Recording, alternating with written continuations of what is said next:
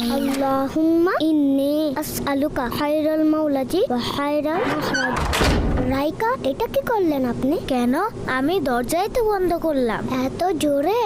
না, আসলে তাড়াহুড়োতে আমার হাত থেকে দরজা ছুটে গিয়েছিল। তাড়াহুড়ার কারণে তো দরজা খারাপ হতে পারে। তাড়াহুড়া করে কোনো জিনিস বন্ধ করা উচিত নয়, হোক তা দরজা বা জানালা অথবা অন্য কিছু। ওহো, সরি, ভবিষ্যতে আমি তা খেয়াল রাখবো। শোনো শোনো কানিস ফাতেমার কথা, ভালো মেয়ে কানিস ফাতেমার কথা।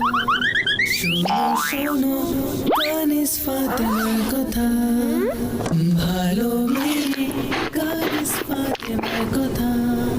শোনো শোনো কানিস ফাতেমার কথা, ভালো মেয়ে। রাইকা, এটা কি করছেন আপনি? পানি পান করছি দাঁড়িয়ে দাঁড়িয়ে। তো কি হয়েছে? পানি বসে পান করা উচিত। কিন্তু কেন? কেননা পানি বসে পান করা সুন্নাত। আচ্ছা।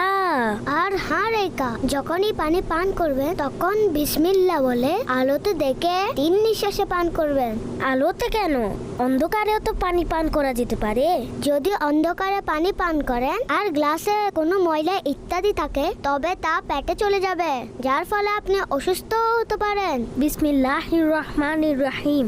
আর আপনি রুমের একই অবস্থা করেছেন, না ব্যাগ নিজের জায়গায় আছে আর না জুতা। আর আপনি এখনো কাপড়ও চেঞ্জ করেননি। আসলে আমার ক্ষুধা লেগেছিল, তাই তাড়াহুড়োতে কোনো জিনিসের প্রতি খেয়ালই ছিল না। এখনই সব ঠিক করে রাখছি। এই, আরে আরে দেখে চলুন।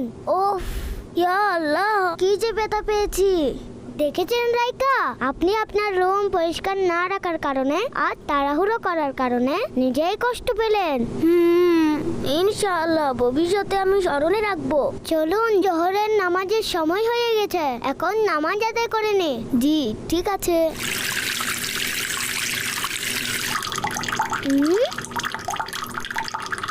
ওফ, এ রাইকাও না সবসময় তাড়াহুড়া করে। রাইকা, কি হলো আপনার? সব কাজে এত তাড়াহুড়া করছেন যে কিছু খেয়ালই করছেন না। প্রথমে আপনি তাড়াহুড়া করে দরজা বন্ধ করেছেন, এরপর তাড়াতাড়ি খাওয়ার জন্য রুম অগোছালো রেখেই আপনি লাঞ্চ করতে বসে পড়েছেন। এরপরে আপনি তাড়াহুড়া করে দাঁড়িয়ে পানি পান করতে লাগলেন। আর এখন আপনি ঠিকভাবে পানির ট্যাপও বন্ধ করেননি। আর এখন দেখুন দেখুন রাইকা, তাড়াহুড়োতে কাজ সঠিক হয় না, বরং কোনো না কোনো ভুল হয়েই যেতে পারে। নবী পাক সাল্লাল্লাহু আলাইহি ওয়াসাল্লাম ইরশাদ করেছেন, তাড়াহুড়ো শয়তানের পক্ষ থেকে, আমাদেরকে সকল কাজ শান্তিতে এবং ধীরস্থিরভাবে করা উচিত। হযরত হাসান বসরি রাহমাতুল্লাহি তাআলা আলাইহি বলেন, মুমিনগণ ভেবেচিন্তে প্রশান্ত মনে এবং গুরুত্বের সাথে সকল কাজ করে থাকে। জি আপু, ভবিষ্যতে আমি আর তাড়াহুড়ো করব না ইনশাআল্লাহ। চলুন এখন নামাজ আদায় করে নি। আর হ্যাঁ, প্রশান্ত মনে এবং ধীরস্থিরভাবে পড়ুন। নবী পাক সাল্লাল্লাহু আলাইহি ওয়াসাল্লাম এর হাদিসের সারমর্ম হলো, নামাজ ধীরস্থিরতার সাথে আদায় করতে হয়। জাযাকিল্লাহু খায়রা।